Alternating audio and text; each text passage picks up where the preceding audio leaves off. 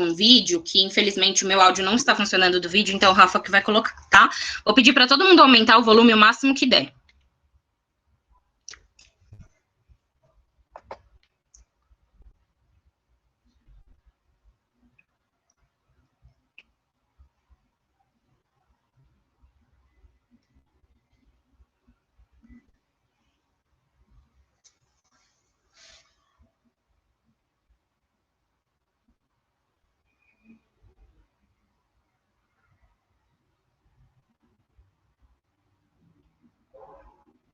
Vocês estão ouvindo o áudio? Eu não tô. Não, não tô ouvindo. Também não.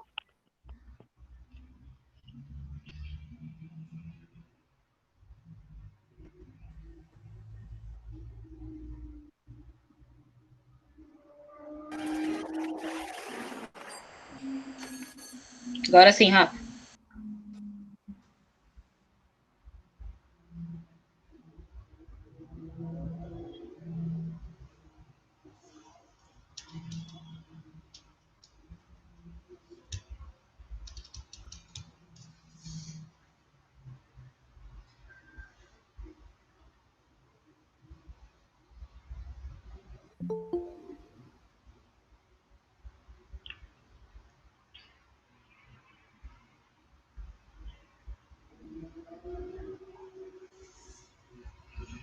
Ai, gente, tecnologia é assim.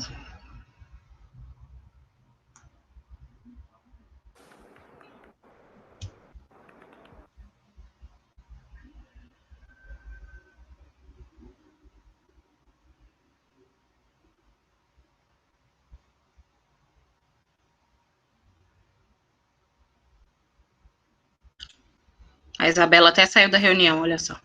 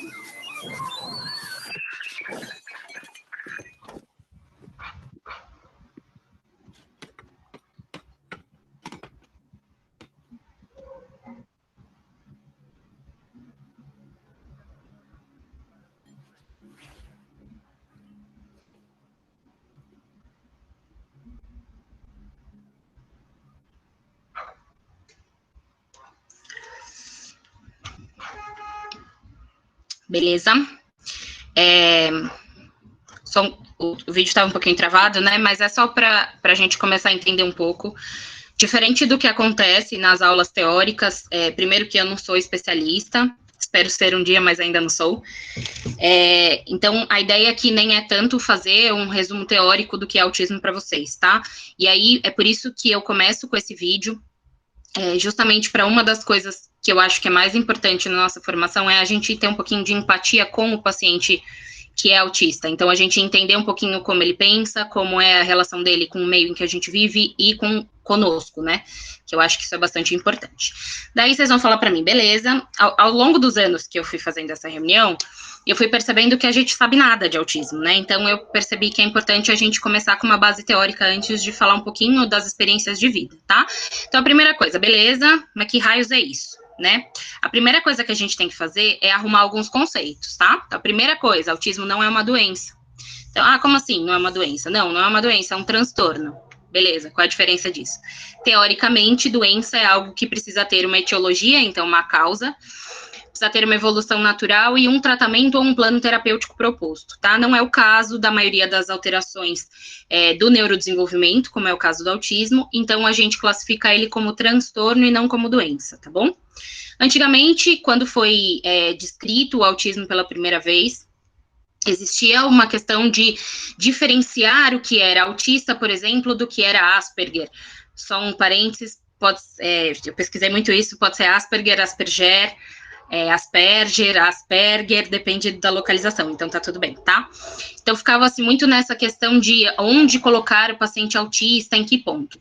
Só que a gente vai ver que o mais importante é identificar rapidamente e começar os procedimentos para melhora do quadro. Então, independente, eles deixaram muito mais fácil de diagnosticar para a gente conseguir começar a agir rapidamente, tá? Então, hoje em dia é tudo transtorno do espectro autista, foi colocado num espectro, tá? Então, vocês conseguem ver minha setinha, não? Alguém fala comigo que eu não vejo vocês. Bru, você não tá mais espelhando a sua tela, tem que colocar de novo para apresentar. Ah, gente. Eu tô vendo só sua carinha, tô vendo sua linda cara. Peraí. Eu esqueci desse detalhe, mas tudo bem, não tinha nada de mostrando. Agora sim? Agora sim. Beleza. Vocês veem minha setinha? Sim. Tá. Então, como eu estava dizendo, tudo agora está dentro de um espectro que a gente fala, então como se fosse um espectro de luz, acho que todo mundo já viu, a gente tem diferentes graduações, tá? Então vocês imaginem que no meio dessa seta aqui, com duas pontas, a gente tem infinitas graduações e que o paciente pode se encaixar das mais diversas formas, tá? Então a gente pode mais ou menos separar do mais comprometido para o menos comprometido ou algo do tipo, tá? Vocês vão falar para mim duas coisas. Comprometido em relação a quê? A colesterol? A obesidade? O que é esse comprometido? E outra coisa, então tudo é autismo? Não, tá? Isso é bem importante, então vamos com calma. Duas coisas são essenciais para a gente conseguir colocar um paciente como portador do transtorno, tá? Então são eles: dificuldade de comunicação e interação social e padrões restritos e repetitivos de comportamento, interesse ou atividades. Tudo bem? Agora vamos com calma e vamos entender essas coisas direito. Precisa de um voluntário. Vai, gente, é rápido. Falem comigo. Oi, Eu pode posso me ser. usar. Não, usa a Nath, boa. Usa a Nath. Oi. Já me preparando para falar depois. Ô, Nath, mas você já arrasa na coisa? É o seguinte, eu vou mandar uma mensagem pra Nath e eu vou pedir para ela passar uma mensagem para vocês sem falar nem escrever, tá? Por 30 segundos. Deu, não deu, não deu. Não tem problema, tá? Tá se arrependendo de ter se oferecido? Um pouquinho, eu acho isso muito complicado. Imagino, mas é rápido.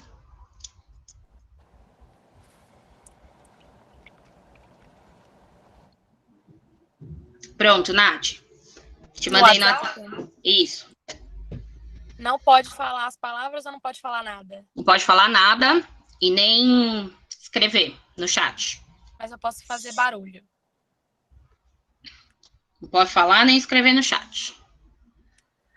Começou seu tempo. Vai, gente. A gente tem que chutar? É. Cachorro. É um cachorro.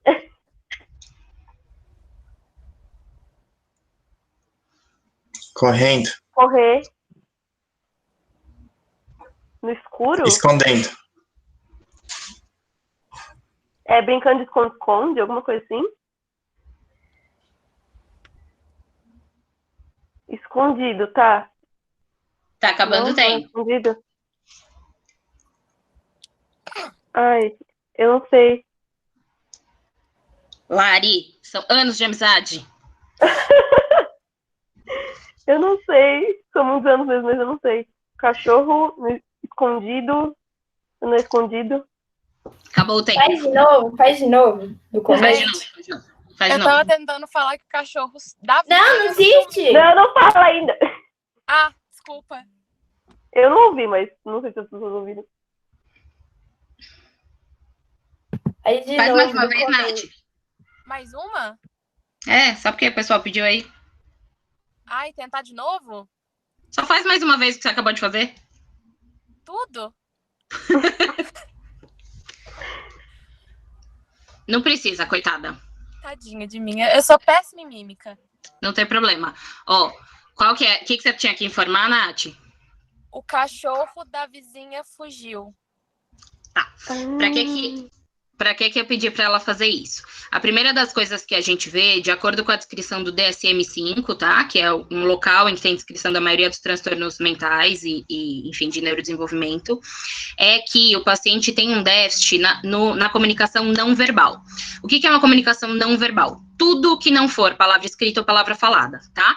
Então, entonação é não verbal, mímica é não verbal, som é não verbal, figuras de linguagem são coisas não verbais, entenderam? Então, isso que eu pedi para a Nath fazer, um autista assim, gente, só para explicar para vocês que isso é o geralzão, tá? A gente vai ver que as coisas estão bem, que um autista é muito diferente de outro, mas teoricamente é isso, tá? Deu para entender um pouquinho, sentir um pouco a problemática? Fala comigo. Sim. Obrigada. Bruna, só uma perguntinha. Pode falar, meu bem. O Quem tá autista falando comigo? ele não consegue usar essa não ele não consegue compreender. As duas coisas. Na verdade, tudo que a gente aprende é por imitação, né? Quando a gente é pequeno, a gente aprende a usar as coisas por imitação. Como ele, no geral, não consegue interpretar essa problemática, ele não aprende a usar na vida dele, tá? Então, no geral, como regra geral, ele nem usa e nem consegue compreender, tá? Entendi, Aí, obrigada. é a coisa que a gente vê muito em forma de piada. Por exemplo, quem assiste The Big Bang Theory, não tô dizendo que o Sheldon é autista, tá? Mas aquele comportamento dele de terem que avisar que aquilo é sarcasmo é um exemplo desse quadro. Tá? Se alguém entendeu a referência aí. Tudo bem? Entendeu, Gi? Entendi sim, obrigada. Beleza. Fora isso, o contato visual e a linguagem corporal também é algo muito importante na comunicação não verbal. E aí a gente tem o clássico, né? Que é não olhar nos olhos, que é uma problemática que a gente sempre vê. Só para comentar também, eles têm um déficit na reciprocidade socioemocional. O que significa isso? O autista, em sua definição clássica, ele tem dificuldade, por exemplo, em iniciar uma conversa. Ou é muito comum que se faça: oi, fulano, tudo bem? Tudo. E daí não tem essa coisa de continuar a conversa, de se interessar pela problemática do outro, tá? Enfim, eu vou falar muitas vezes que isso é teórico e que os autistas são todos diferentes, tá? O que eu fiz? Eu gosto muito de ler, então eu peguei diversos livros sobre autismo, que depois eu até recomendei para vocês, e eu peguei alguns trechinhos que simbolizam essas coisas, tá? Então, por exemplo, em uma situação que a personagem, ela entrou na sala da diretora, e daí ela diz: ela não se mexe, isso quer dizer que está esperando que eu diga alguma coisa, detesto isso, faz-me sentir coceira e ficar molhada debaixo do braço. Então, essa questão da reciprocidade do início da conversa, tá? Esse outro também é um autista. Até hoje, não consigo fazer uma conversa de verdade. Não tenho problema em ler livros em voz alta e cantar. Então, são coisas que são apreendidas, né? Mas, assim que tenho que falar com alguém, minha voz simplesmente desaparece. Eu juro que conversar é um trabalho muito duro. O menino falava, aí é uma pessoa falando de um outro que é autista, né? O menino falava de um jeito engraçado, meio alto demais, sem entonação. Eu não vou ler tudo e eu propositalmente não falei de qual livro é cada coisa, tá? Para vocês, incentivar vocês a lerem. E aí tem esse aqui também que é importante, que é: olhe nos meus olhos, rapaz. Não posso dizer quantas vezes ouvi essa frase, agressiva e dolorosa, tá? E quando estou conversando com alguém, estímulos visuais podem distrair minha atenção. É muito comum que as pessoas falem que o autista vive no mundinho deles e que eles são desligados de todas as outras coisas, né? Um dos livros, que é um livro muito legal, que deu uma explosão na minha mente, é o livro... Eita, esqueci. Porque eu gosto de pular... Porque eu pulo... Ixi, esqueci o nome do livro. Peraí que eu já falo para vocês. Mas a questão é um menino de 13 anos, japonês, que é autista, e é um autista não verbal tradicional, e ele escreve a história apontando para uma tabela que a mãe fez com os kanjis mais comuns. E aí ele escreveu o livro. E aí isso deu uma... Esse eu recomendo fortemente que vocês leiam, depois eu mostro a fotinho para vocês. Mas isso... É o que me faz pular, Bruna. Isso, querido, obrigada. Esqueci. O que me faz pular, isso mesmo. E aí ele muda muitos conceitos que a gente tem, assim, tipo, poxa, ele tá no mundo dele? Não, na verdade, talvez ele não saiba expressar direito os sentimentos dele, tá? Mas a gente vai conversando. Tudo bem até aqui? Interrompam, se não souberem. Tudo bem? Sim. Beleza. Agora, vamos para a próxima questão. Daí não precisa ser uma pessoa, só todo mundo vai respondendo para mim, tá bom? Tá? Falem sim. Sim. Sim. Obrigada. Sim. Então, vamos lá. A questão é, estão todos vocês numa sala, você está numa sala, e vocês estão ouvindo um barulho muito estranho na sala do lado, tá? Daí todo mundo tá super assustado, e aí fez uma votação lá e decidiram que você é a pessoa que vai lá na sala descobrir o que está acontecendo, tá? O que está acontecendo é isso. Correto? Eu quero que vocês contem para seus amigos. Não entendi muito bem. Não entendeu a fala ou o que está acontecendo? A fala. Estamos todos numa sala, tá? E aí começou um barulhão na sala do lado. E aí todo mundo fez uma votação, porque todo mundo tá com medo de saber o que tá acontecendo. E aí votaram para você ir lá na sala do lado descobrir o que estava acontecendo, tá? Tudo bem? Entendi. Eu não sei quem perguntou, mas tudo bem, tá. Daí você foi na sala ao lado e está acontecendo isso. O que está acontecendo, amiguinhos? As pessoas estão falando que a gente não está fazendo essa quarentena. Exato. Muito bem. Daí eu quero que vocês contem para os seus amigos o que está acontecendo.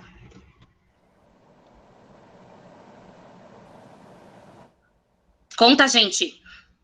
Gente, estão fudendo. Beleza.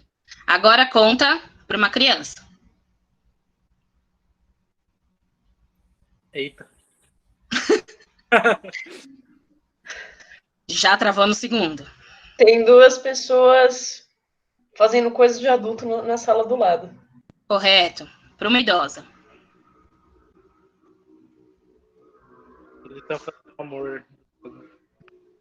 Beleza. Para um policial.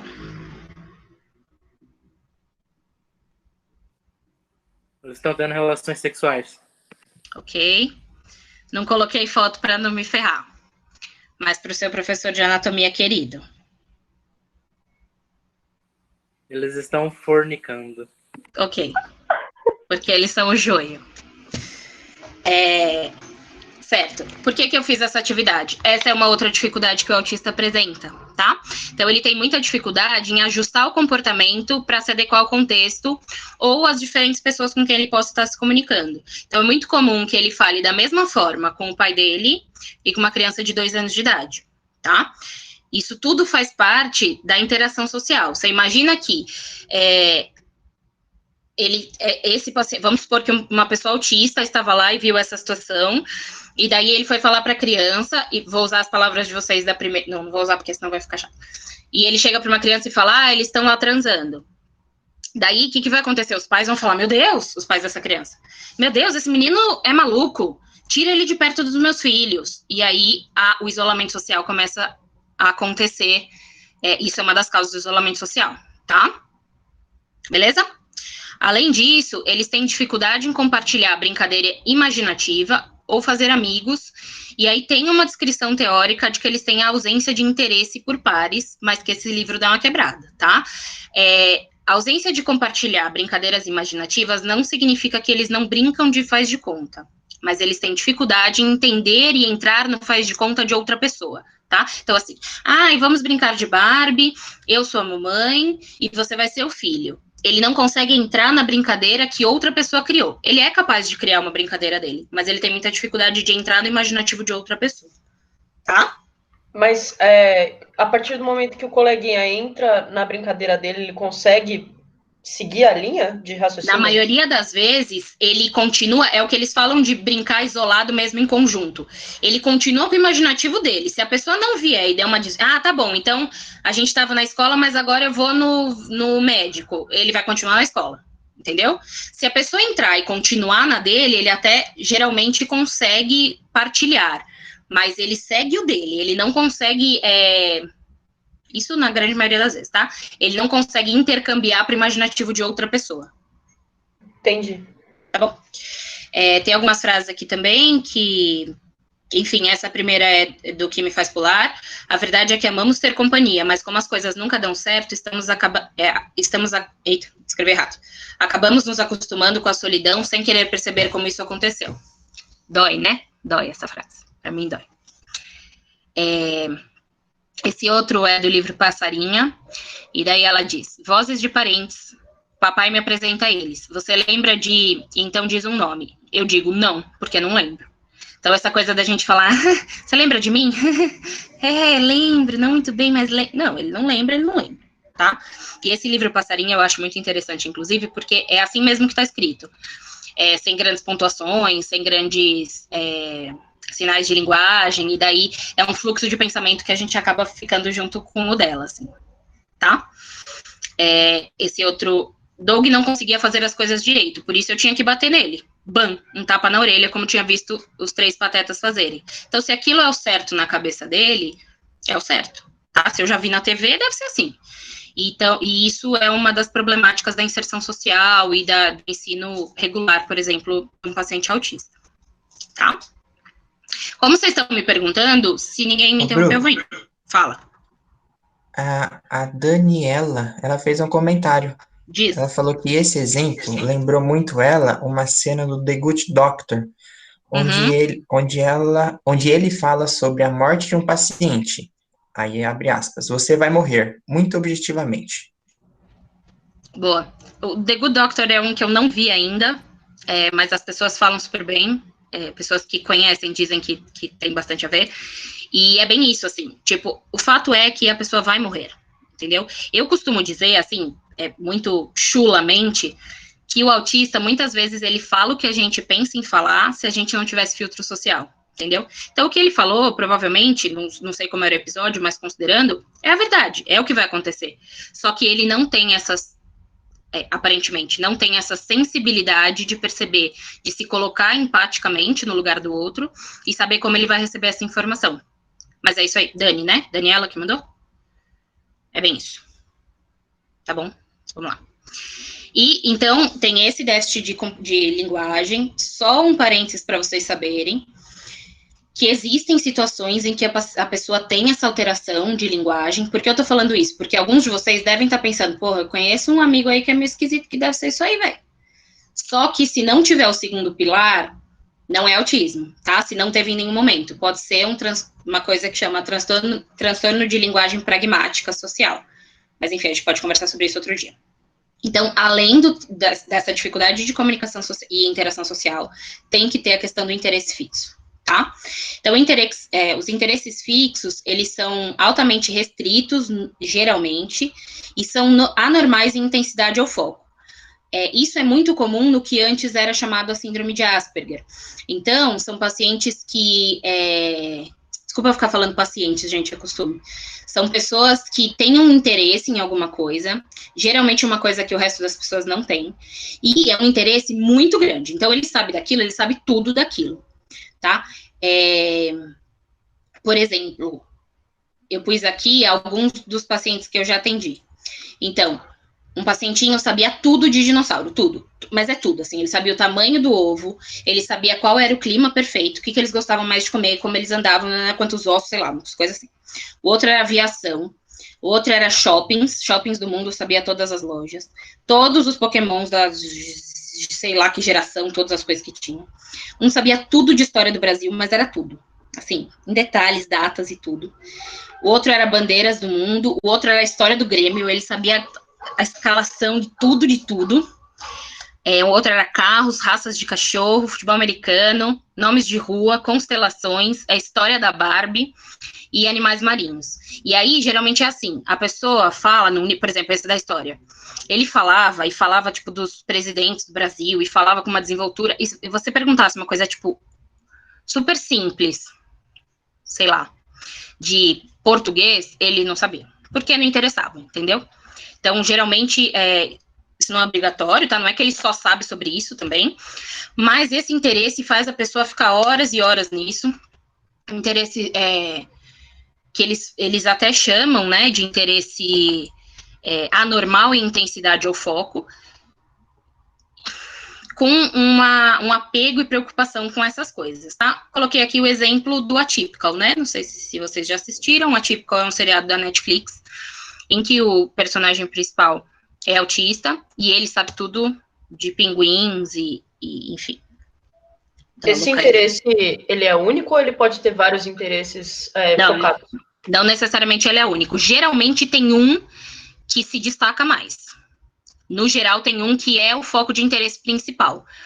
Mas não é, mas eu conheço alguém que tem mais de um interesse. Isso não descarta, tá? Mas o mais comum é ter um, que às vezes ele é maior, assim, às vezes a gente não tem capacidade de perceber a interconexão entre eles, tá? Mas pode ter mais de um. Bruce, Então, tem uma pergunta. Pode dizer. Ai, tô adorando. A Camila Macário perguntou, são vários tipos de autismo? Então, como a gente tinha falado lá no começo, não são vários tipos de autismo, porque tudo está dentro do TEA, que é o transtorno do espectro autista. São vários tipos de acometimento. Então, eu posso ter algum que não tem um grande comprometimento cognitivo e tem um grande e não fala. Eu posso ter um com comportamento cognitivo menor e que fala. Então, na verdade, são várias características dentro de um mesmo espectro. Então, não são tipos de autismo. Só retomando e reforçando, não existe mais síndrome de Asperger e autista comprometido. Entendeu, Camila? Se ela perguntou por chat. Sim, obrigada, professora. Imagina. Ei, professora não, querida. Fica na paz aí. Bom, então, continuando. Outra coisa que eles apresentam são, ainda no interesse fixo, no sentido de questão repetitiva, tá? Isso é muito importante, a repetitividade.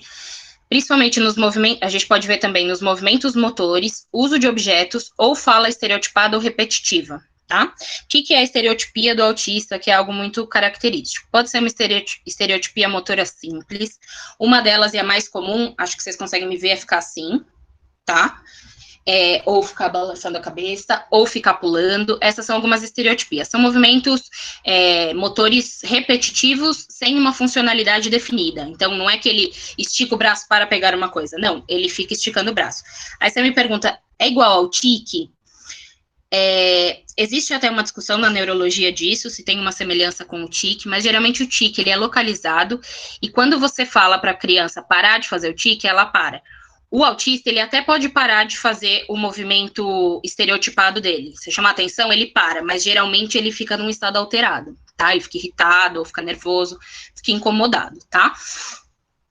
Algumas coisas em relação aos objetos, por exemplo, é muito comum que as crianças gostem de objetos circulares. Tem história de crianças que ficam horas e horas na frente dos ventiladores, porque eles gostam, é muito prazeroso para eles, segundo o que se acredita, o movimento circulatório e definido do ventilador. Mexer com água eles costumam gostar, e eles têm esse costume de enfileirar carrinhos. Com os carrinhos, além de enfileirar, existe uma característica grande das crianças de brincar com as coisas da forma não convencional, ou brincar com coisas não convencionais. Então, a criança tem todos os brinquedos, os últimos brinquedos da moda, tudo lá. E aí, ele resolve que ele quer brincar com a panela. Fica fazendo barulho na panela. E é esse. Esse é o brinquedo dele, é o brinquedo que ele gosta. Ou ele gosta da embalagem do presente, isso é comum também. Ele abre o presente, ao invés de pegar o presente, ele fica fazendo barulho da embalagem. Ele gosta de brincar com aquilo. Tanto que no atendimento neurológico, quando é uma suspeita de autismo, a gente costuma deixar um carrinho em cima da mesa e ver a brincadeira dele, tá? Na verdade, a gente sempre deixa e vê como é que a criança brinca. O mais comum é a criança pegar o carrinho e brincar que está fazendo um caminho, né? O autista, muitas vezes, ele vira o carrinho de costas e fica vendo o funcionamento da rodinha. Então, ele fica rodando a rodinha. Isso é uma coisa que acontece, tá? Então, algumas estereotipias, bater palma, o tampar do ouvido, a gente já vai falar mais pra frente, mas geralmente ficar fazendo movimentos de tronco pra frente e pra trás, tá? E o balançar de mão, são os mais comuns. Ô, Nath, o Luca tem alguma estereotipia? Nossa, você tá falando aí, eu tô vendo, assim, muita coisa. Ele tem muito, né, de tapar o ouvido, o flapping com a mão, assim, ele tem demais. Essa coisa do brinquedo, eu acho engraçado demais, porque é muito assim, tipo, chega Natal, aí vai dar o presente, aí, assim, abre o presente, aí ele não pega o presente, ele pega a embalagem do presente. É muito assim mesmo. Aí, ó, não me deixa mentir, tá vendo? Não estou mentindo pra você. Razão, Nath.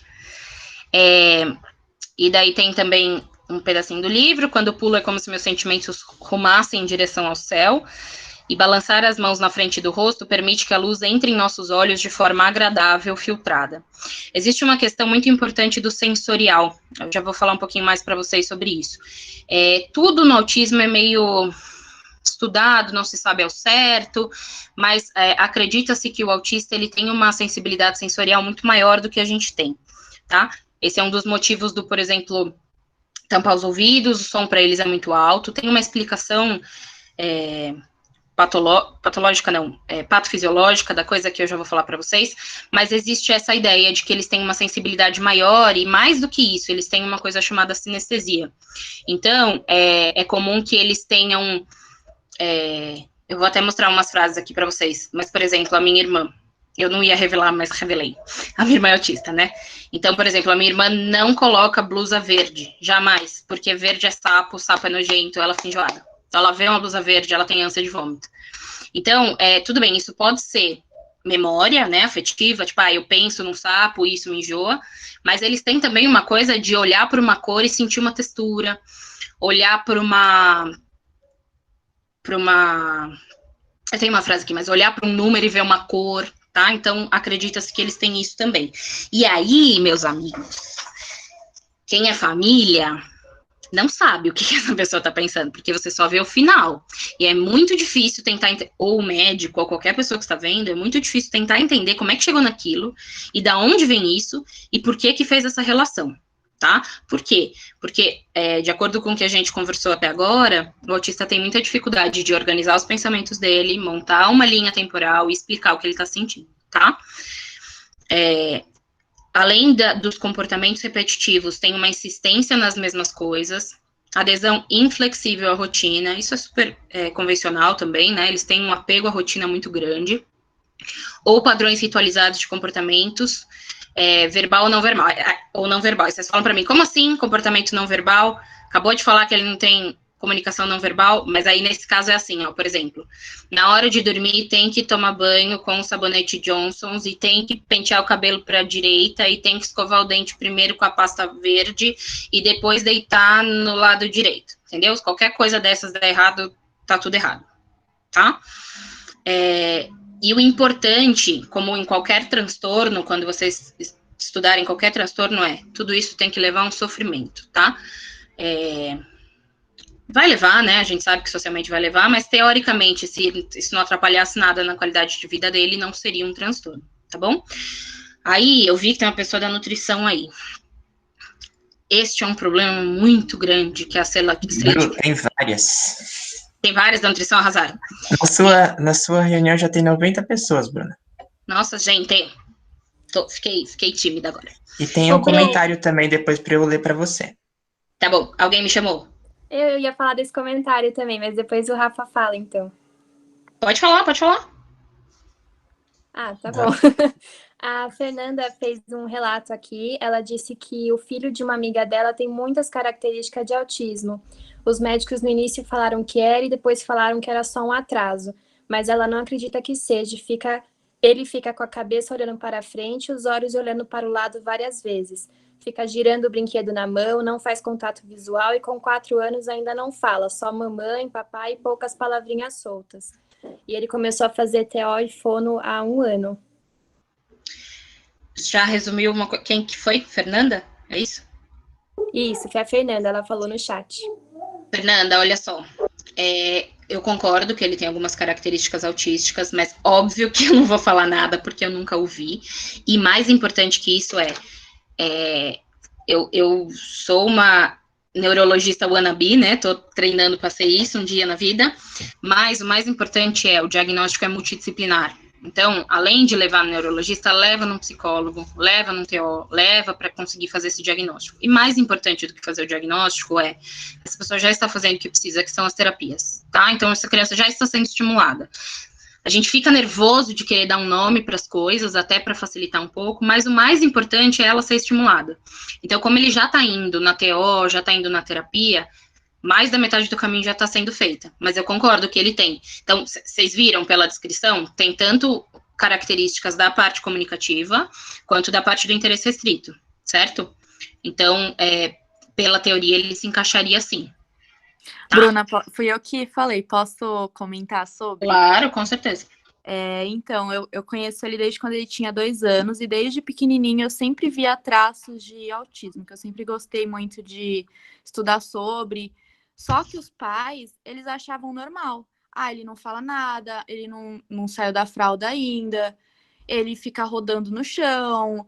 Ele é normal, é o jeito dele, ele é assim. E eu falava, ele não é assim. Tipo, não, quer dizer assim, no sentido de, não é normal, tem alguma coisa. Ele precisa ser estimulado de uma maneira certa, porque ele não falava, durante muito tempo não falava nada.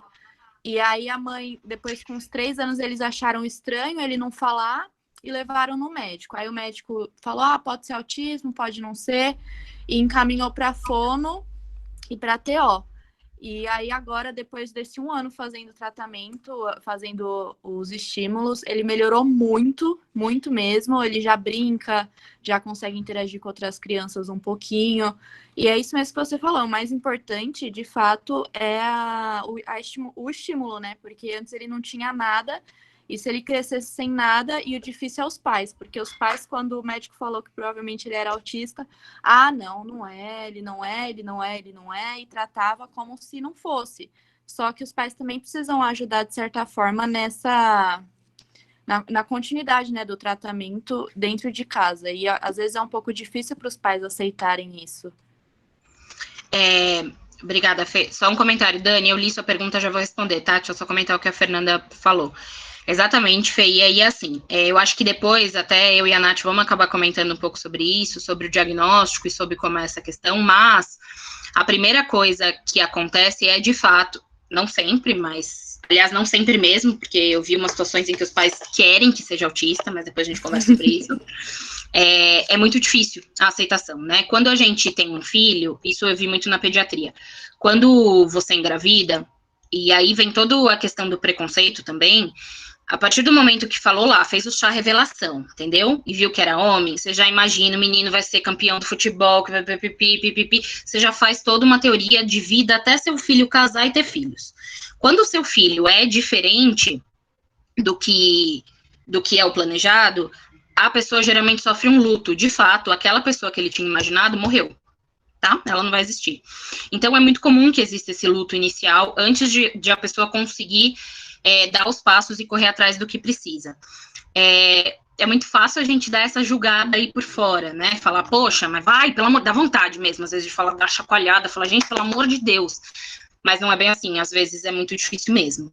E outra coisa enquanto profissionais da saúde, que acho que é a maioria daqui, não sei se alguém não é da saúde, acontece muitas vezes de os pais transferirem a problemática para você. Então, se você chegar lá e falar, olha, seu filho é autista, a culpa é sua, entendeu? Ele era normal, até ele entrar aqui e você fazer ele virar autista. Então, isso é uma coisa difícil, mas é uma coisa que a gente tem que fazer, e é só tendo um pouco desse contato do que está acontecendo na cabeça dessa família e na cabeça dessa criança, por isso que eu acho que essa reunião é bacana, não na reunião que eu estou fazendo, mas falar sobre isso é bacana, pra gente ter um pouco de noção de como se comunicar. Mas é isso aí, Fê, é difícil mesmo. E eles falavam também que, ele é preguiçoso. Ele não fala porque ele é preguiçoso, ele não desenha porque ele é preguiçoso, tudo era porque ele é preguiçoso. E É ele incrível como tem uma criança justificativa, muito, né? Ele é uma Tudo criança tem. muito ativa, assim, sabe? Muito, ele não para, é muito legal, eu gosto muito dele. Mas, tipo, ele é preguiçoso? Não, ele não é preguiçoso, ele só precisa de um estímulo certo para que ele consiga desenvolver, porque é diferente, o jeito que ele vê o mundo é diferente do nosso. Sim. Exatamente. Só respondendo a pergunta da Daniela, ela perguntou quais são os profissionais que são aptos a fazer o diagnóstico. O recomendado é que o diagnóstico seja feito em conjunto com o neuropediatra e o psicólogo, tá? Então, geralmente, quem faz esse diagnóstico são os dois. Na verdade, assim, quem está mais, na minha opinião, isso é opinião, tá? Não é muito protocolar, não. Na minha opinião, quem está mais apto é o psicólogo, né? Porque o psicólogo, o pediatra, a gente vê o paciente 1 a 2 vezes, né? O psicólogo costuma fazer um segmento, um acompanhamento mais profundo desse paciente, e aí o ideal é que o psicólogo e o neuropediatra conversem e cheguem à conclusão de que é autista ou não é autista. Na verdade, nem é só os dois, né? É o psicólogo, o conjuntinho perfeito é psicólogo, escola, psicólogo, neuropediatra e escola, tá? Psicopedagoga, enfim. Tudo bem? Posso fazer uma pergunta? Claro. Você falou da transferência dos pais pro médico. Como que tem sido, ultimamente, essa questão das vacinas que causam autismo, entre aspas, causam autismo? Você tem recebido muito isso no hospital, etc.? Olha, existe um período pré-Covid, né, e um período pós-Covid. Mas já faz um tempo que tem se reduzido essa ideia. As mães estão vendo muito a problemática de não vacinar, eu acho que as pessoas estão um pouco mais atentas a isso, mas existe sim, e é incrível como, eu acho que todo mundo que é profissional de saúde que já está atuando, vê como é incrível que você se forma, estuda para caramba, não dorme antes das provas, mas o Facebook falou uma vez, é verdade, é incrível. E aí, assim, isso, só caso alguém tenha dúvida, ainda é completamente fake news, tá? Não tem nenhuma relação comprovada entre vacinação, nenhuma delas e o autismo. O autismo em si ainda não tem uma etiologia muito certa, tá? Mas, de todos os testes que foram feitos, foi negado. E aí, assim, num primeiro momento, Maria Eduarda, até acontece de a mãe te culpar qualquer coisa, entendeu? Mas também foi a vacina. Também foi a vacina que fez isso. Mas eu tenho visto muito menos. Eu falei pré-Covid e pós-Covid porque, assim, agora tá um desespero, né? Então, todo mundo quer vacinar para tudo, graças a Deus. Mas é um problema que convivemos. Eu já escutei muita coisa falando sobre isso de autismo. Já teve gente que falou para mim que leu alguma coisa uma vez que era falta de vitamina D. Aí eu tive que falar, tipo, não, meu irmão toma bastante sol, acho que não é isso, não.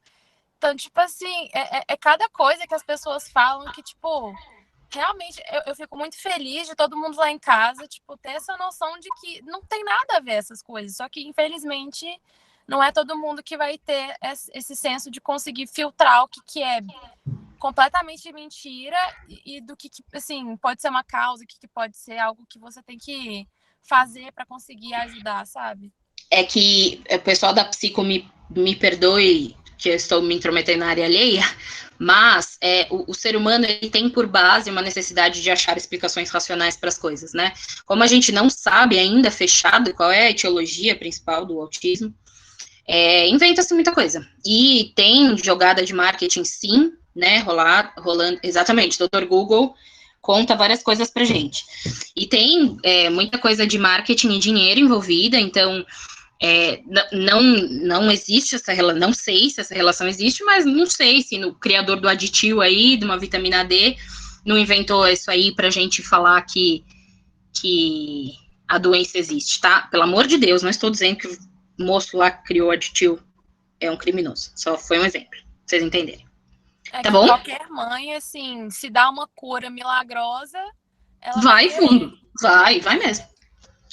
E aí é importante que a gente tenha consciência disso e se sensibilize em pesquisar, Tá? Então, geralmente a mãe faz a gente pesquisar mais do que a gente de fato sabe. Então, ela vem com umas coisas que você fala, puta, nunca ouvi falar disso. Daí você vai lá e dá uma lida, entendeu? E isso eu queria dizer para vocês que são calouros da faculdade, que estão em qualquer momento da faculdade, que vocês sabem que a partir do momento que vocês entraram, vocês já são médicos, fisioterapeutas, nutricionistas, vocês sabem disso, né? Dia 1, vocês já têm responsabilidade de tudo. Então, tenham essa consciência de pesquisar antes de dividir informações, tá bom? Mais alguma coisa? Bruna, posso fazer um comentário só? Porque Claro. agora que dá o gancho para você continuar a aula, né? Por favor. Eu sou a Gabriela, eu sou do 2º ano de TO, e a nossa pro de neurologia, ela fala bastante, porque ela tem muitos pacientes autistas. E aí ela comentou que uma vez ela estava lá na instituição que ela trabalha e era um dia de fazer uma marchinha, assim, na rua, que eles costumam fazer, né, com os alunos, porque é uma escola que tem o tratamento, né, chama Anne Sullivan, não sei se você já ouviu falar. Isso.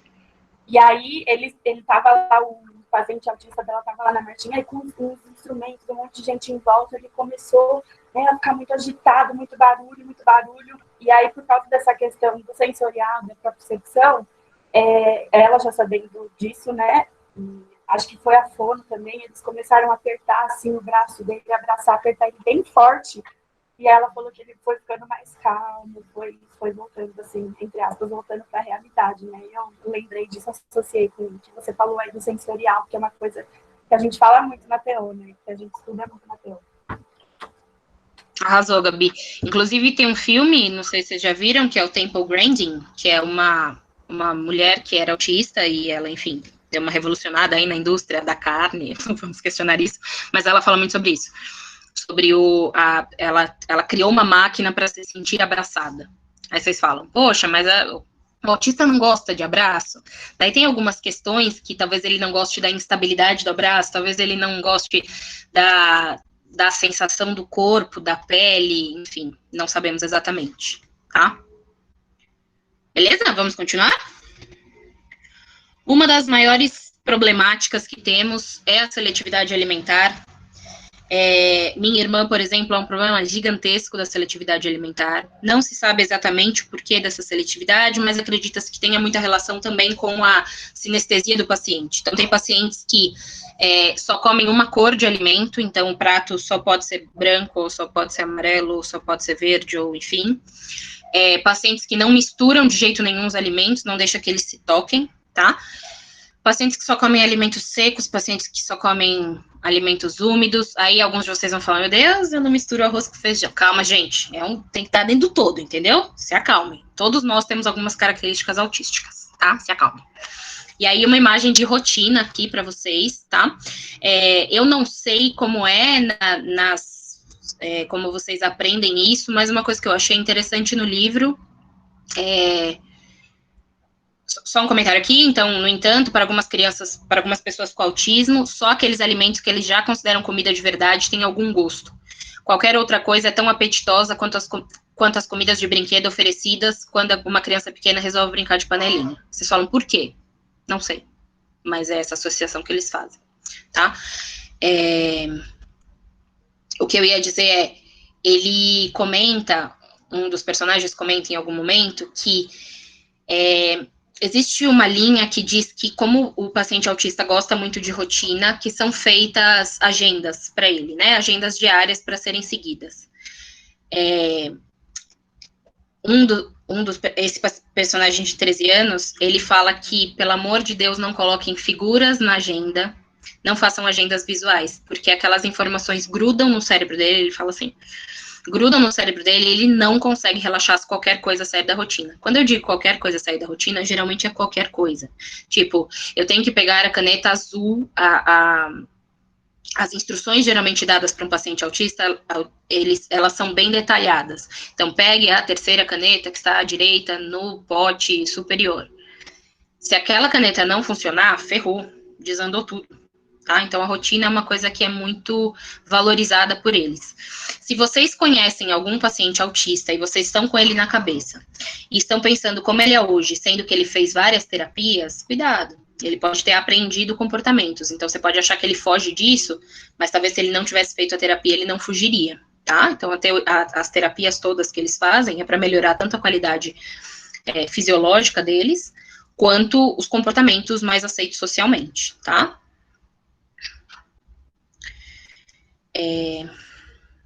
Então, as rotinas, né, um dos personagens de um outro livro, ele escuta discos. Então, às segundas-feiras, só Louis Armstrong, Frank Sinatra às quartas, Glenn Miller às sextas, a não ser que esteja chovendo. Se estiver chovendo, é sempre Billie Holiday. E é assim, e não interessa se o disco quebrar, é o surto do universo, tá? Eu tenho noção de que um plano é apenas um plano, nunca é definitivo, mas não suporto quando um planejamento qualquer não acontece da forma como foi organizado, tá? Um outro vídeo agora, vamos ver se rola.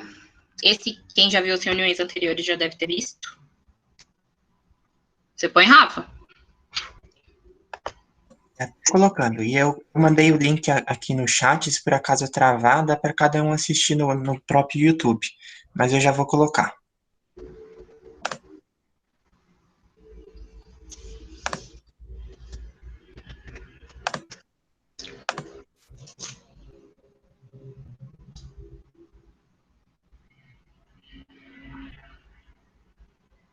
Alguém tem alguma dúvida enquanto isso? Não? Gostaria de fazer uma pergunta, Bruna. Claro, pode ser. Assim, eu tenho uma amiga que tem um filho autista, ele tem 7 ou 8 anos. Ela fala muito sobre a seletividade alimentar, é um campo que me interessa bastante, eu sou da área de nutrição. O que ela sempre questiona é que, assim, todas as profissionais com quem ela já passou, não tem, assim, um plano de ação efetivo. Ela sempre me pergunta como que eu lido com essa seletividade, em que momento eu ofereço novos alimentos, como que eu posso fazer com que ele saia, com que ele quebre aquela rotina que para ele é tão importante, para consumir outros alimentos que são importantes. E isso é uma coisa que eu venho conversando com muitos professores e observado que eu não sei se falta campo de pesquisa, eu não sei se falta profissional também qualificado para isso, mas é uma dificuldade encontrada por essas mães, né? Com certeza, é uma dificuldade bem grande, eu digo por experiência própria, é uma dificuldade muito grande e, como pediatra, eu posso dizer que a maior angústia de uma mãe é meu filho não come.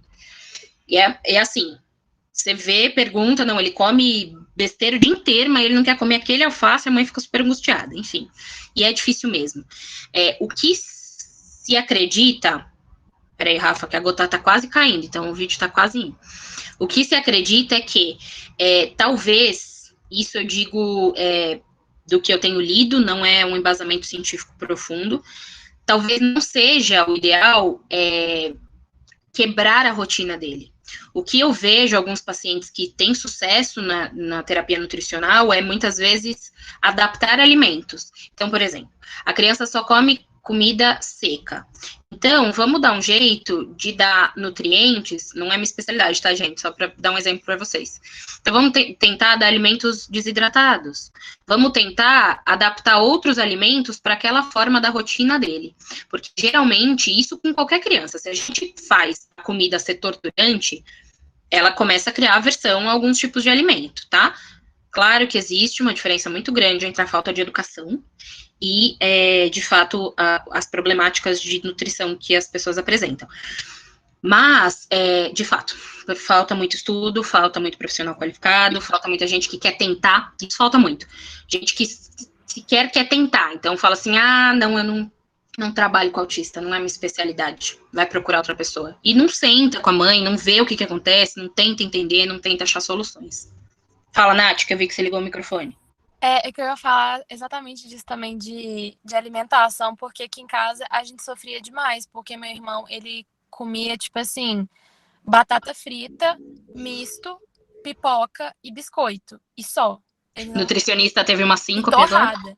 Não, assim, não adiantava, né, porque Sim. A gente já até contratou uma moça que ela ia lá, que ela tinha costume de trabalhar com criança autista, mas assim, não dava certo. Aí teve um dia que ele viu a comida do meu prato e ele pegou, tipo assim, do nada. Ele decidiu que aquele era o dia que ele ia comer carne pela primeira vez na vida inteira, com 10 anos de idade. Aí ele gostou muito de farofa. Então a gente usou, tipo assim, a farofa foi santa, porque aí na farofa a gente colocava ovo, aí a gente colocava carne na farofa, aí depois a gente começou a colocar a farofa em cima do macarrão, aí ele comia. Então, tipo assim, a gente foi fazendo igual você falou, foi indo aos pouquinhos. Aí, né, a farofa foi o meio que a gente achou de conseguir fazer ele comer outras coisas. E a partir disso, tipo assim, aí ele comia carne de boi que tava na farofa, de porco que tava na farofa. Aí depois ele começou a comer a carne de porco sozinha. Aí depois foi de frango, aí depois foi a de carne. E hoje em dia, assim, ele come muito melhor. E foi do nada também, tipo assim, foi porque ele decidiu, assim, tanto sofrimento que a gente teve para tentar fazer ele comer, assim, quase obrigado. E um dia ele decidiu comer. Foi porque ele quis. E aí eu queria que vocês se atentassem um pouco para isso, uma pausa na teoria, porque quem trabalha com autista ou quem convive com autista tende a achar que tudo é muito frustrante, né?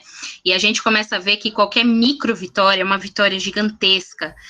E a gente, eu tenho certeza que na casa da Nath foi uma comoção quando isso aconteceu, uma coisa incrível. Foi, viu? Então, Dani, o que eu quero te dizer é, não tem pouca gente preparada, tem pouca gente fazendo, mas por favor faça. Se te interessa, você vai ver o quão vitorioso é você conseguir qualquer coisa. Então, isso é um dos motivos maiores dessa reunião, que é tipo, gente, é difícil, mas vamos lá, isso faz toda a diferença do mundo. Ai, Dani, vamos conversar depois, miga. O vídeo, tudo bem? Tudo bem, Dani? Não respondi nada porque não... Mas é isso. Vamos lá. Maravilha.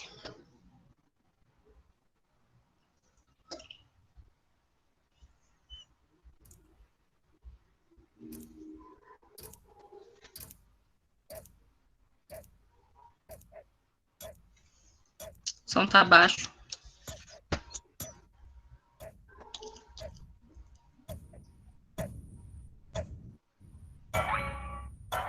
Boa, Rafa.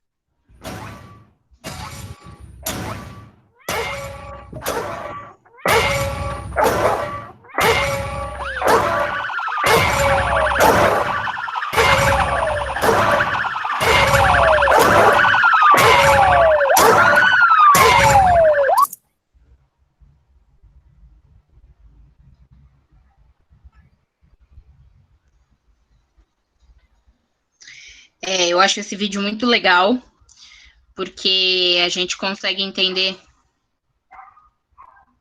como a fisioterapia... Peraí que eu já leio a pergunta de novo, Fê. Não apareceu aqui para mim direito. Como a gente consegue entender um pouco como a gente não tem noção do que está acontecendo, do que ele está sentindo, e tem-se essa teoria de que o paciente autista tem uma sensibilidade auditiva muito grande, tá? Uma das coisas mais comuns quando a gente vê um autista retratado, ele tá sozinho e ele tá com as mãos no ouvido. É muito comum que ele faça isso, para tentar diminuir o estímulo externo, tá? Não necessariamente, não se sabe exatamente se o barulho agride diretamente ele, ou se é a questão do excesso de estímulo e ele não conseguir ter conseguir focar no que está acontecendo, tá? Então, é um monte de estímulo ao mesmo tempo. Quando eu explicar para vocês um pouquinho da teoria da poda neuronal, que é uma das teorias que se diz hoje em dia, vocês vão entender um pouco isso, tá? Alguém me fez uma pergunta e eu não sei onde eu vejo. Nossa, tem 100 perguntas no chat, a gente tá perdendo as perguntas? Cheguei um pouco atrasada, mas queria saber como a fisioterapia pode atuar com autistas, porque vejo muito falarem da TO, mas da fisio não. Ô Fê, você me permite falar disso daqui a pouco, quando a gente for falar da terapêutica? Pode ser? Pode. Beleza, obrigada. Só pra gente não perder aqui, tá bom? Agora eu tô esperta, pois, pra colocar aqui minha apresentação, né? Tá funcionando, né? Responde, sim, amigos. Perfeitamente. Obrigada. Então, esse é um menininho aí representando o que a gente conversou, tá? E a hiper ou hiporreatividade a estímulos sensoriais ou interesse em comum por aspectos sensoriais do ambiente. Então, muitas vezes tem isso de o barulho incomodar muito. Eu coloquei um vídeo da minha irmã aqui para vocês verem como as coisas nada é preto no branco, nada é matemático na medicina e na saúde. Mas geralmente eles se incomodam muito com barulhos e principalmente barulhos diversos de vários focos, tá? E eles têm interesses, muitas vezes tem criança que é bem de se preocupar, de se prestar atenção, em, por exemplo, sentir o calor do fogo, então eles se aproximam cada vez mais. Eles têm aspectos, isso é descrito, que eles têm uma sensibilidade diminuída para dor. Então, a criança berra que se esperneia porque a caneta azul não funcionou, mas cai no chão, se estatela, levanta e continua andando, tá? Então, essas coisas são todas um pouco misteriosas, tá? Em relação às crises, aqui eu queria só fazer um comentário, que a maioria dos programas de TV que a gente vê, hoje nem tanto, né, o The Good Doctor eu acho que é um pouco mais dramatizado, mas, por exemplo, o Atypical e o Sheldon, que, enfim, não sei se encaixa muito bem, mas eles são muito satirizados, né, eu gosto muito do Atypical, eu acho que tem bastante característica, mas são comédias, né, é muito comum a gente rir do comportamento autístico, né, e é diferente mesmo, a gente acha hilário essa incapacidade de se encaixar em situações sociais, mas para quem convive, dificilmente é hilário o tempo todo, tá? Então, uma das coisas mais importantes são as crises. Eu ia pegar um vídeo, mas também não ia funcionar. E aí, eu não sei se alguém já teve essa relação com crises, tá? Um dos livros, ele até descreve isso, assim, sobre as crises, né? Pergunta para ele por que ele tem essas crises. Daí ele diz: preso aqui dentro desse corpo desobediente, com sensações que não temos como compartilhar de forma adequada, existe uma luta constante para sobreviver. E é esse sentimento de desamparo que às vezes nos enlouquece e nos causa um ataque de pânico ou descontrole. Quando isso acontecer, por favor, apenas nos deixe chorar e gritar até botar tudo para fora. A minha irmã, eu não vou fazer tão dividido, vou só comentar com vocês. A minha irmã, além do autismo, ela tem toque. E ela tem toque de organização das coisas dela. Se alguma coisa sai do lugar, é o caos. E é o caos 3 horas da manhã, não interessa se tem vestibular no dia seguinte, que aconteceu comigo. E é uma crise que você não tem muito o que fazer. Não adianta você abraçar, porque ela não quer ser contida naquele momento, ou às vezes adianta, né, como foi o caso aí que contaram, a gente não sabe o que adianta, o que não adianta, às vezes só tem que esperar passar, tá? O ideal que a gente recomenda, no geral, é tentar tirar, isso a gente recomenda também para criança fazendo birra, tentar tirar daquele local de foco, tentar levar para um lugar mais tranquilo, e de fato esperar passar, tá? Fazer ele entender que você está lá para ele, eu estou aqui para te suportar, não adianta dar bronca, porque bronca ele não consegue entender. E naquele momento, imagina mulheres que tem uma TPM ferrada aí, tá? Só para dar um exemplo. Imagina que está aquela TPM, e daí seu momozinho chega para você e fala, fica calma, daí você quer enfiar a mão na cara dele, não é? Não sei se alguém passa por isso. Desabafo, mentira. Mas então isso é uma situação que foge do controle muitas vezes, e aparentemente eles se sentem frustrados por fugir do controle. A minha irmã, depois que ela tem a crise, geralmente ela fica muito irritada, daí ela chora bastante, e geralmente ela fala, por que eu faço isso? Por que eu fiz isso? E é bem difícil. Em relação à sinestesia que eu tinha comentado, é só um exemplo aqui, né? Então ele fala, desculpa, tem uma moto passando. Fischer diz que é um dom. Ele diz que quando vê os números que começam com 3,14, só enxerga um monte de algarismos que não significam nada mais do que números. Isso me deixou muito triste por ele. Para mim, eles são azul e roxo, areia e mar, áspero e liso, barulho e sussurro, tudo ao mesmo tempo. Você fala, pô, mas isso é muito imaginativo. Será que é imaginativo? Ou será que ele de fato tem sensações? Vocês já ouviram falar de sinestesia? Vocês sabem o que é isso? É uma descrição de mistura de sensações, na verdade, de estímulo de sensações. Peraí, tô confusa para explicar para vocês. Por exemplo, a pessoa vê uma coisa e sente um gosto, mas de fato sente, não faz só a ligação, né? A gente imagina, eu vi uma maçã, logo eu sinto o gosto da maçã. Ou, por exemplo, tem umas coisas, quem ouve música e sente cheiro, ou fala que uma música tem uma cor, algumas coisas assim, isso são alterações descritas, tá? Tudo bem até aqui? Acho que sim. Sim, beleza. Então, por quê, né? Então, uma das não sabemos, a resposta para por que não sabemos. Uma das teorias é a chamada poda neuronal, tá? Então, a poda neuronal, o que acontece? Isso acontece em todo mundo, tá? Isso é o que acontece. Geralmente, na 36ª semana de gestação, a gente tem uma quantidade X de neurônios. Quando o bebê nasce, esses neurônios já estão um pouco maiores e vão aumentando progressivamente até 2 anos, tá? Na verdade, não é que os neurônios aumentam, eles começam a fazer sinapses e mais caminhos neuronais e fazem um monte de caminho. Por isso que um bebê é capaz de fazer nada, né? Sugar, fazer xixi, cocô, até andar, que é uma das coisas mais nobres do desenvolvimento infantil. Só que disse que a partir dos 2 anos, principalmente com 4 e 6 anos, os neurônios excessivos, eles são retirados, então são podados, é a chamada poda neuronal, e fica só o que de fato é bastante consolidado, os caminhos que são consolidados, as atividades que são apreendidas, tá? Para que isso? Não é melhor ter um monte de estímulo? Então, daí a gente vê que no autismo talvez não. Fora o fato de que a gente gasta uma quantidade muito grande de energia em um complexo neuronal tão intenso, tá? Então, a teoria é que os pacientes autistas ou não fazem, ou fazem de forma deficitária essa poda. Então, eles geralmente não conseguem ter, como eles têm muitas sinapses, eles não conseguem ter sinapses muito firmes, e talvez não consigam fazer atividades comuns, atividades como movimentos determinados que eles gostariam de fazer, ou motor fino, se não estimulado, tá? Então, eles não têm um aprendizado da mesma forma que uma criança neurotípica teria, tá? Então, a gente costuma usar esse termo, neurotípico, né? Não normal, porque normal não temos ninguém. Essa é uma das teorias, tá? E aí, essa hiperestimulação, essa quantidade muito grande de sinapses seria responsável também pela hipersensibilidade do paciente. Uma das características, por exemplo, é o paciente sendo tão sensitivo, ele não consegue, é uma sensibilidade geral, né, disse.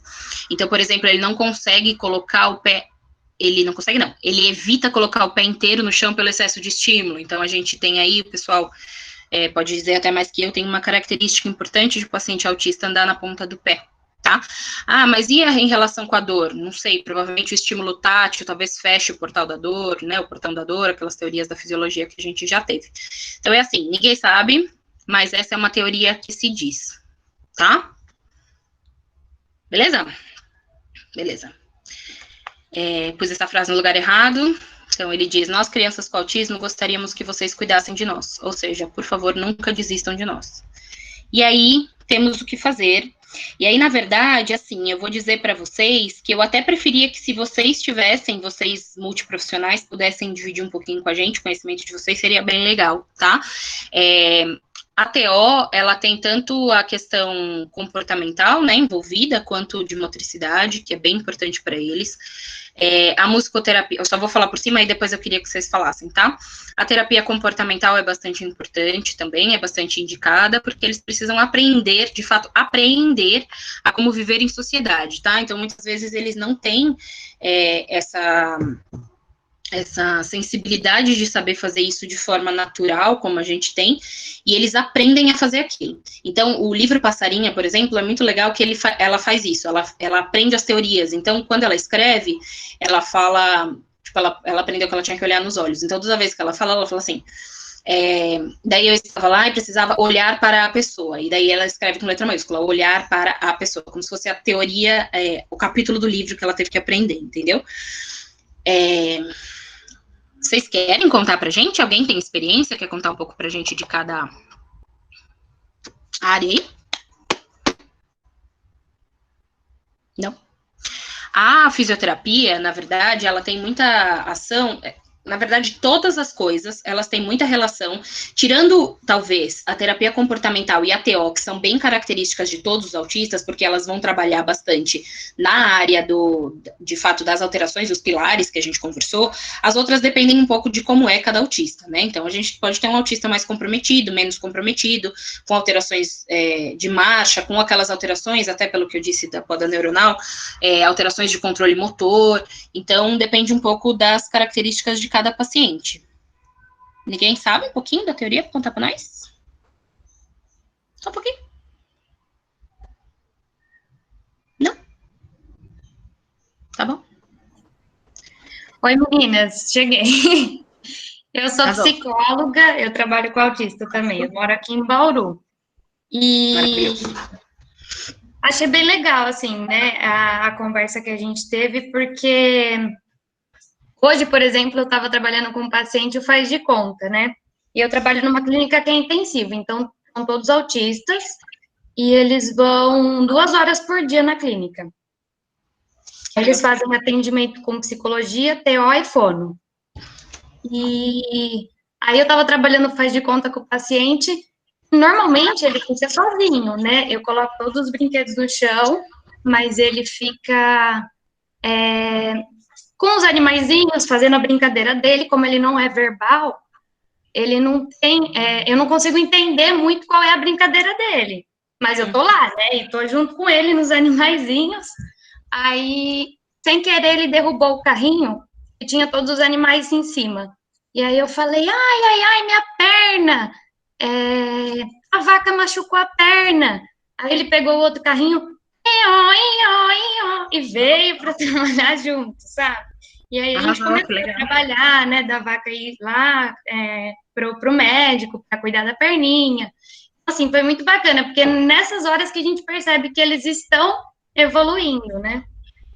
Mas, não sei se alguém tiver alguma pergunta também, achei bem bacana a discussão. E tenho essa experiência, trabalho com eles há mais ou menos 2 anos, né? Desde a época que eu me formei. Então, se vocês tiverem alguma dúvida, também estou aberta. Que legal, Marina, arrasou demais. Só para comentar com vocês, a Daniela fez uma pergunta aqui. Peraí que eu me perdi. Por que alguns autistas demonstram uma capacidade intelectual superior e outros são acometidos com alterações que denotam um atraso mental? Não sei. Não sei, mas não sabemos, tá? E isso é uma das características, é o que hoje se divide, hoje se classifica um pouco aqueles risquinhos do espectro baseado nisso também, tá? Só lembrando que esse termo capacidade mental superior, ele foi entrou um pouco em desuso, e até por isso que ele saiu um pouco, o Asperger, né, que inicialmente seria essas pessoas com capacidade intelectual superior, porque o que é a capacidade intelectual? Se a gente medir só pelo QI, talvez eles possam ter um QI um pouco superior, mas se a gente entrar na questão da inteligência como interação e controle emocional, eles já perdem. Tá, mas por que eles têm, alguns têm esse déficit intelectual e outros não sei te dizer. Mais do que isso, na verdade, existem etiologias que a gente não sabe, e existem etiologias que são, por exemplo, crises genéticas que têm um comportamento autístico. Então, às vezes, dentro dessa crise genética, ele pode ter uma alteração de malformação do sistema nervoso central e ter, por exemplo, um déficit intelectual, tá? Mas não sabemos. Tudo bem? Então, assim, na verdade, todo o trabalho, tanto terapia, TO, musicoterapia, trabalhos com cores diversos, trabalhos com artes. Peraí que eu já leio. Todas as coisas, mais do que o que cada um pode fazer, na verdade, são... Peraí que eu gaguejei, desculpa, a gente estava lendo a mensagem. Mais importante do que, de fato, não existe uma fórmula. Não é que nem assim, tem infecção de garganta, a gente passa um antibiótico e tal. Não é assim que funciona, tá? Então, o importante é que essas pessoas tenham o contato com esses profissionais. Esses profissionais não vão necessariamente fazer um trabalho diferenciado do porquê é autista. Eles vão ver a problemática e a qualidade de vida desse paciente, e aí vão trabalhar juntos, e todos temos que trabalhar juntos para, de fato, conseguir fazer essa criança ter uma melhor qualidade, tá? Então, o objetivo principal da terapêutica é melhorar a qualidade de vida, aumentar o máximo possível a independência de atividade de vida diária, tá?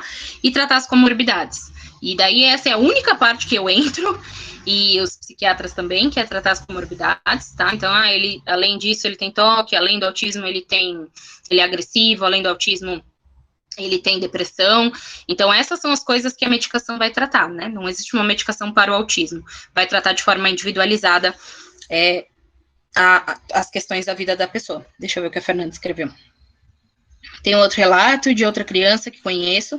Ele tem 4 anos, desde os 2 anos e pouco, aprendeu a tocar bateria sozinho e ama tudo sobre planetas.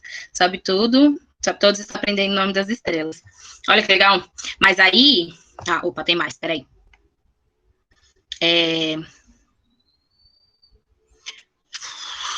para identificar... Ah, não, calma aí. Peraí, que a Giovana falou no meio do Fernando, peraí. Fê, mas daí você acha que esse paciente é autista? Essa criança? Porque, assim, a gente pode ter crianças que têm essas alterações de QI, existem, de fato, superdotados, tá? E aí, por isso que os 2 pilares são tão importantes. Se ele não tiver dificuldade de interação social, e daí a gente tem que tomar cuidado, porque, às vezes, a dificuldade de interação social o meu QI é alto, e as crianças da minha escola são muito bobinhas, então... mas eles interagem com pessoas mais velhas, por exemplo, tá? Então, é sempre importante a gente ver que tem essas duas, os 2 pilares, tá? Então, esse menino, só pelo fato de ele ser um gênio, porque ele parece ser bem bacana, não necessariamente fecha, mas pode ser que seja. Ele foi diagnosticado com autismo, sim. Tá. Na época, eu até falei com a mãe, pode ser síndrome de Asperger, né, que é o autismo mais leve, de certa forma. Aí ela falou, não tem mais essa nomenclatura, e me explicou tudo. E, nossa, ele é demais, mas ele tem os traços de autista.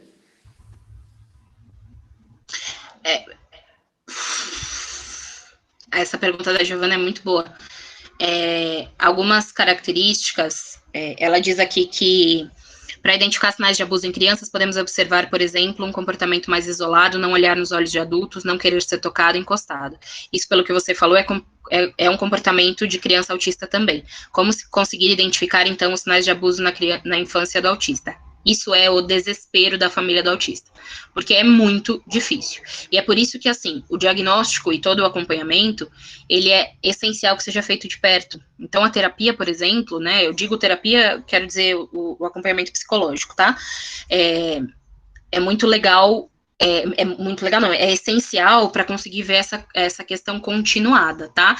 Então, na verdade, eu fiz uma eletiva é um assunto que me interessa, né, abuso infantil, não especificamente em autista, mas abuso infantil, e geralmente o que a gente consegue ver é uma alteração de comportamento. Então, no abuso, os pais, claro que é difícil, porque às vezes os pais são os abusadores, mas os pais identificam um momento de virada. Então, estava indo assim, tudo bem, era o normal dele, mesmo que não seja um normal, e daí ele se isolou mais, ele começou a fugir, começou a ter crise sempre que ia na casa de X. Isso é sinal de que é abuso? Não. Isso é sinal só de que a gente vai levantar as orelhinhas. Mas o abuso na criança autista é extremamente difícil. E é um desespero que toda família tem, tá? E é um desespero real, porque, principalmente se tiver um déficit intelectual, é razoavelmente comum de acontecer.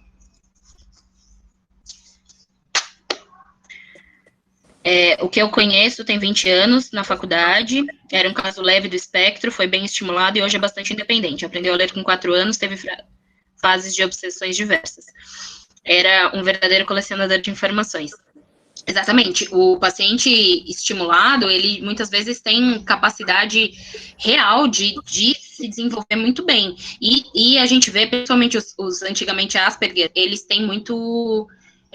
tem vários relatos, dá uma brincada aí no YouTube para vocês verem, de que se casam e têm relações e aprendem a ter essas relações e aprendem a se envolver com outras pessoas, tá? Mais alguma pergunta específica daqui? Ô, Bruna? Pode dizer. Tem 2 perguntas que ficaram um pouquinho mais para cima no chat. Diz aí, que eu me perdi.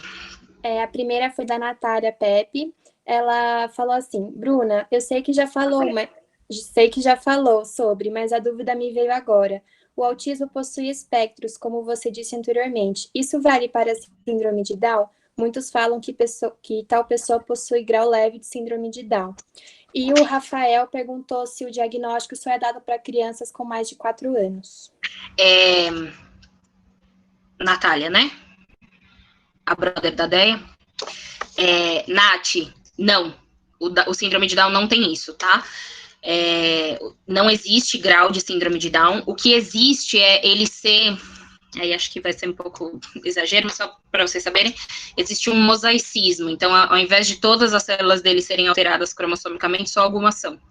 E aí, nesse caso, ele pode ter algumas representações diferentes.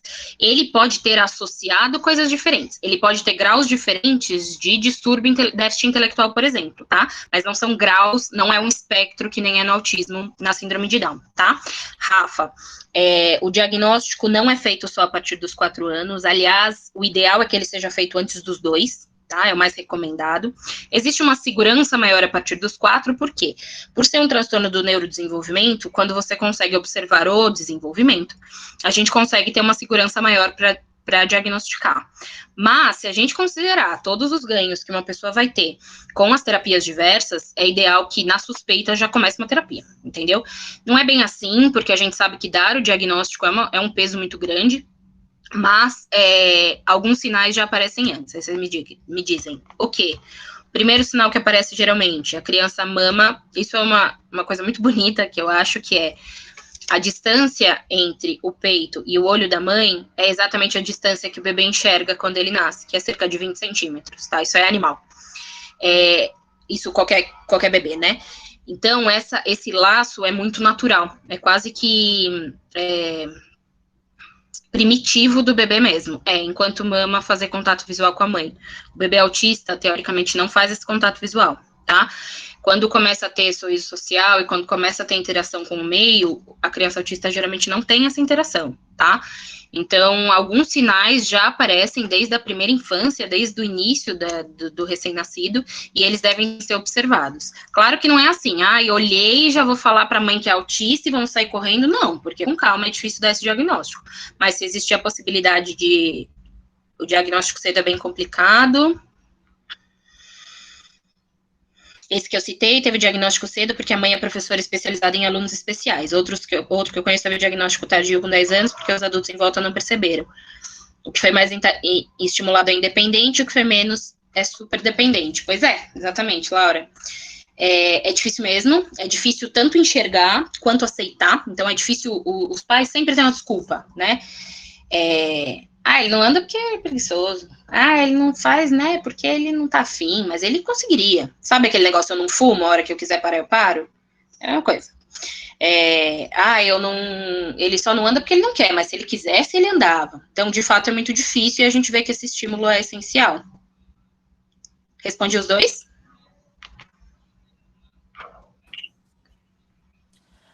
Eu queria comentar só uma coisa também que eu acabei não comentando da questão do abuso. Que eu acho que, tipo assim, é muito complicado também essa questão do abuso no autista, porque às vezes, tipo assim, eu vejo principalmente no meu irmão que ele nem fala, né? Então, tipo, na época que ele, né, tava descobrindo o corpo e começou a mexer e tal nas coisas, ele ficou muito preocupado, assim, de alguém ter ensinado pra ele, ou dele ter visto alguma coisa assim. Então, tipo, qualquer sintoma, acho que de sexualidade que uma criança autista apresenta, você também já fica com essa preocupação, porque tem a tendência até de você achar que a criança autista, a pessoa autista é inocente, é ingênua, não sabe dessas coisas. Então, tipo, é uma coisa natural, né, de processo de conhecimento de corpo, que às vezes você fica numa preocupação exacerbada, que às vezes nem tem nada a ver. Exatamente, e uma coisa que, assim, que a gente vê que é uma problemática geral aí das famílias é quando eles, se a gente considerar que eles não têm talvez não tenham esse filtro, acontece muitas vezes deles se masturbarem em público, deles tentarem pegar o peito da coleguinha, isso é uma coisa difícil, isso é uma coisa que tem que ser trabalhada também. Lá em casa isso aconteceu, meu irmão começou a masturbar em público, assim, era mais em casa mesmo, mas teve uma época que ele começou a fazer isso na escola. Então, foi, tipo assim, né, uma coisa meio pesada. A gente teve que, né, fazer, tipo, todo um processo para mostrar para ele que não pode ser no seu quarto, na sua privacidade. Até hoje ainda é um processo que, às vezes, tipo assim, quando é só a gente lá em casa, às vezes ele até faz na frente. Então, ainda tá meio nesse processo de mostrar que não pode. Mas quando tem visita na escola, ele não faz mais. Para vocês verem um pouco de como não é piada a coisa bem séria. Aí eu só vou rapidão aqui, só para deixar gente, desculpa, eu sei que a reunião tá um pouco longa, bastante, né, mas eu tô achando maravilhoso que vocês participaram super. Eu deixei aqui algumas dicas para vocês, tá? Tem muito mais, com certeza, mas eu deixei algumas dicas de filmes e séries, tá? Que retratam um pouquinho. Então tem o Temple Grandin, o Life Animated, que é um documentário, o Rain Man, Tudo Que Quero, Adam. Eu não vou falar de cada um, tá, gente? Mas aí vocês dão uma olhadinha, são coisas legais para vocês conhecerem um pouquinho, tá? E os livros, que são os livros principalmente que eu tirei as citações que eu li para vocês, tá? O que me faz pular é aquele do menino de 13 anos. Passarinha também é escrito em primeira pessoa e o Olho nos Meus Olhos também. Só que o Passarinha, ele é ficcional, tá? O que me faz pular e o Olho nos Meus Olhos não, são não ficcionais, são de fato autistas que escreveram. Em algum lugar nas estrelas não é o autista que conta, é um amigo do autista, que também é ficcional, e o Extraordinário, ele não é autista, não tem nada de comportamento autístico, mas eu acho muito legal para mostrar para vocês a relação do familiar com um deficiente, tá? Então eu acho que também é bacana, principalmente a questão da irmã, tá bom? E aí eu queria, a gente acabou falando no meio, mas a gente queria falar um pouquinho da vida real, e aí eu convido a Nath para contar um pouquinho pra gente do Luca. Oi, Esse gente. bonitão.